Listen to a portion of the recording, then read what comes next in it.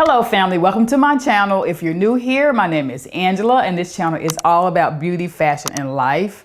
And part of my life series is talking to you all sometimes, just having a little chit chat like with family. We're all family here, that's why I say family. I see you all as aunties, sisters, nieces, brothers, or nephews, what have you. But just sometimes I just like to sit down and chit chat. So I've been watching a lot of motivational videos and reading a lot here lately and thinking about this whole year. We're about to start a new year. And I started thinking about some of the lessons I've learned this year. And so I narrowed them down to 5 kind of major lessons. If that is something you like to hear, then stay tuned. Now, let's get started.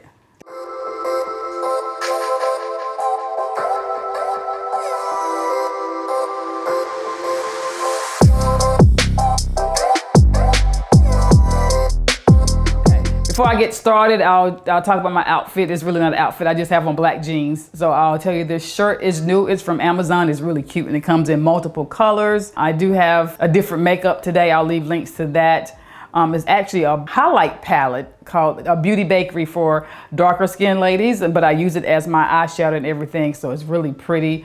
And let's see, the earrings I purchased from Etsy. I showed this in one of my previous videos. I'll link that. The shirt, again, is from Amazon, actually, and the necklace is from Amazon as well. The bracelets are Saudi gold. I purchased these when I was in Saudi Arabia. And my scent of the day is K. Ali. And I purchased this about a week and a half ago when Sephora had their 20% off fragrance sale, and I read the notes and they sound really like something that I would like, so I went ahead and purchased this since I got it on sale.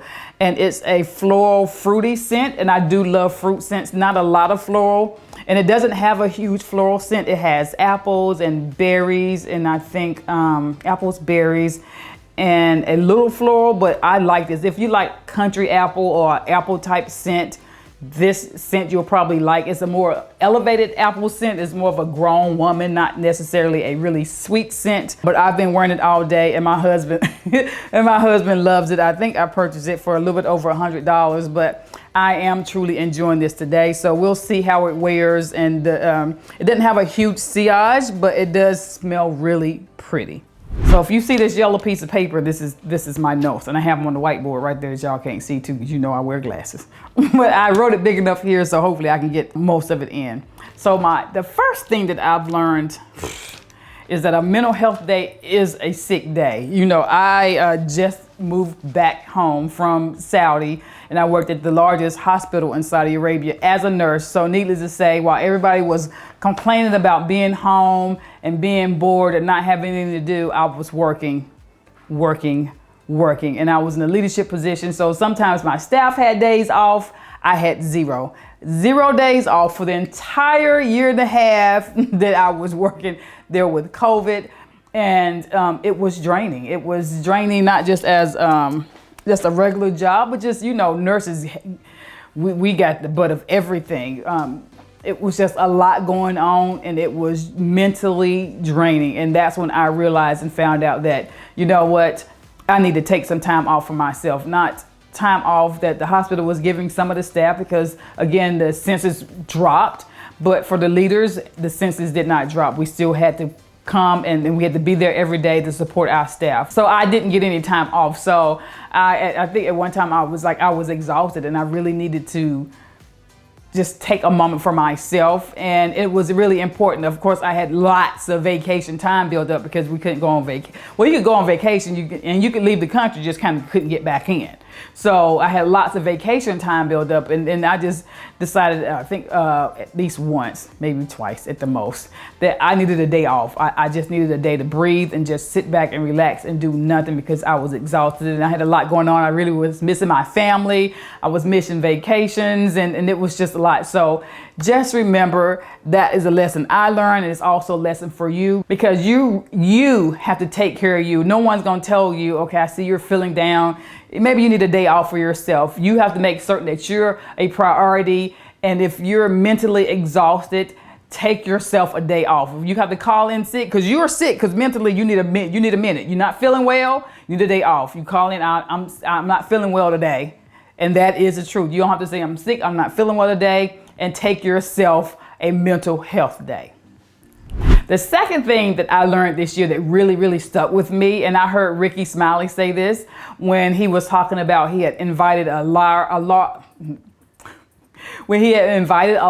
amount of people to his house. I think it was for Thanksgiving or something, and one of his friends was leaving. His friend was really upset because he was at the table and some of the relatives were talking bad about Ricky, and he just said that, you know, we have family and we have relatives, and you need to know the difference. And it really, not necessarily hit home, but I understood completely what he was saying.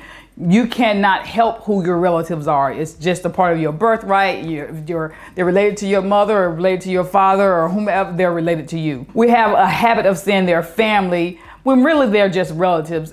And family are those people that may not even be related to you, but those people who are invested in making sure you're successful, who are invested in making sure you're happy, who are supportive, those people that you can lean on in times of need, those people that lean on you in times of need. Those are family, and they don't have to be related to you. And then you can have relatives that are not family, that are not there to lift you up, that every time you turn around, if you're around them, they're putting you down to have something negative to say. They're reminding you of your flaws, or, you know, you have relatives that have known you your whole life, and then they see you successful and they'll have a habit of saying, remember when you were 10 years old and you did such and such, and it's always something negative and never anything good. Those are relatives, those are not family. You know, just remember that family, regardless of whether they're blood or not, are those people that are going to lift you up and be a part of your success, and they're just happy to see you achieve and see you growing and just doing the best and living your best life. So the third thing that I learned, and this is from personal experience, is that sometimes the people that you expect to root for you and cheer for you will not do it. And you have to let that go. And it's difficult at times, or it's not difficult, it's kind of hurtful at times when you see a stranger rooting for you every step of the way. They're cheering you on. I believe in you. I can't wait to see you do this. I can't wait to see you prosper. I'm so happy for you. But then you have that person maybe that you've known your whole life, or maybe that person that gave birth to you, or maybe your cousin or your auntie, someone, or even your best friend who is not doing the same. And what I've learned is, by listening to other motivational speakers and stuff, that sometimes they just do not have the capacity to do that. It's not their fault. They just cannot help it. None of us make it to adulthood without having some sort of trauma or hardship in our life. And sometimes everyone can't handle that, and it causes them to have insecurities, doubts, and fears. And so they don't even know why they're having these insecurities, or that they have those insecurities or doubts and fears, or why your success upsets them, but they just are not there to root for you. And they're just looking at you from the sideline, and and sometimes they're just thinking, why not me? Why can't it be me? Rather than, oh, I'm so happy for you. Look, when you win, we all win, sort of thing. They just don't have it within them, and they just can't help it. So rather than be upset with them and expect something from them that they just simply cannot give, we have to step back and try to understand that they're in a place that they don't understand where our place is or where we're going, and that they just can't understand why it's not them and why it's us. They just can't help it. They haven't reached that level of self-awareness, and some people never will. They'll never be happy with self and understand that where they are and who they are is good enough, and it's the best they're gonna be, and it's enough. And so if they haven't reached that level of self-awareness, it's difficult for them to cheer you on. But it's okay. As long as they're not trying to harm you in any way, then let them be who they are, and don't be upset with them for something they can't possibly give you. They just don't have it to give. The fourth thing that I learned is that being an entrepreneur takes a lot of discipline, tenacity, patience, and grit. First of all, you have to be patient with yourself. You have to be patient with the process and everyone that's working along with you. You know, we get into it and we're working, and we don't see results as fast as we'd like to see those results. And so sometimes we have a tendency to maybe start doubting ourselves, or start not being happy with where we are. And I'm a firm believer in If you aren't happy where you are right now, that doesn't mean you want to stay there, but you need to be happy with that gift of where you are right now, that God is not going to bless you to another level. So sometimes we just get in the habit of thinking things are going to come real fast, and they don't. Everything takes time. Another thing, we have to be patient. We have to be disciplined. And that means doing things that we don't want to do, regardless of whether we want to do them or not. If I don't feel like getting up and editing today, first of all, I don't edit anything. Production does all of the editing. I do edit all the pictures though. He does all of the video editing. But if I get up and I don't feel like doing a video today now, if I get up and I don't want to if I get up and I don't want to do a video, I don't shoot a video, because I need to be as authentic as possible. I need to be my authentic self, and I can't. What's wrong with you? So proud. I'm so sorry. Oh, you scared because you grabbed your chest. I'm trying. You can't grab your chest in front of a nurse. I'm sorry. Just so proud that you're tearing up. I'm sorry. It's okay. What was I saying? I wrecked it and I didn't even get to sneeze at it. It's okay. Oh, first of all, if I get up and I don't feel like doing a video, even if I've set everything out and it's time to do the video, we do not shoot a video, because I have to be my authentic self. I cannot fake it. If I don't feel good, I don't feel good. If I'm not happy, I'm not happy, and it will definitely show in my video. So we postpone those videos. Outside of actually shooting a video, everything else that needs to get done, whether I'm not feeling good or whether I'm tired, whether production is not feeling good, whether he's tired, whether we just don't feel it today, we're going to do it anyway. We have to be consistent, and because we're dedicated to making this YouTube channel successful, and that takes discipline. Also, we sacrifice a lot. When I say sacrifice, I mean this is very time consuming. Now, this video is not quite as time consuming as a video when I'm changing clothes.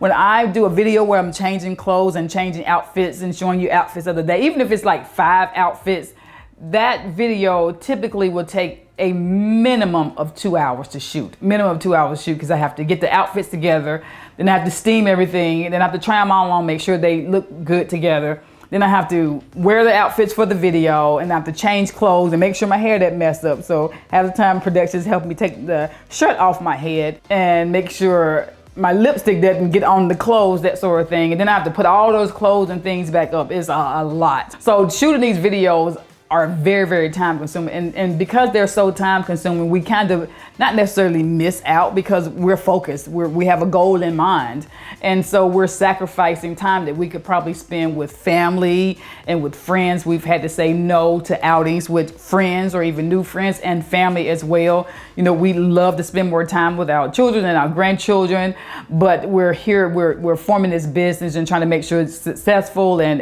it takes a lot of time and dedication and focus. So I learned that we have to be really disciplined as an entrepreneur, and we have tenacity. That's just what's going on. That's just why we're constantly trying to improve our craft, or we're trying to make sure the thumbnails look better, the quality of the videos are better, the music is better, we're taking better pictures, and so we're doing our best to make sure we're successful as entrepreneurs. But it is a lot of work, a lot of enjoyable work, you know, and we traded our 9 to 5 for a like 6 12-hour shift days. But at least this is for us. Everything that we're gaining, it's for us. Everything is in our name. We're doing this for us. It's something that perhaps will benefit our children and our grandchildren down the line. So we don't mind. But being an entrepreneur is a lot of work. Well, that's it, family. I really hope you enjoyed this video. If you did, leave me a note in the comment section letting me know how much you enjoyed it or not. I appreciate your feedback either way. Don't forget, I'll leave links to these earrings, to the makeup I'm wearing today, to this shirt, and my perfume in the description box. It would also be linked on my website, angelamashelle.com, with pictures. So if you want to shop this shirt or shop the perfume, there will be a picture there. Click on the picture to take you directly to the website. Again, thank you so much for spending some of your valuable time with me. I greatly appreciate it, and have a blessed day. Bye-bye.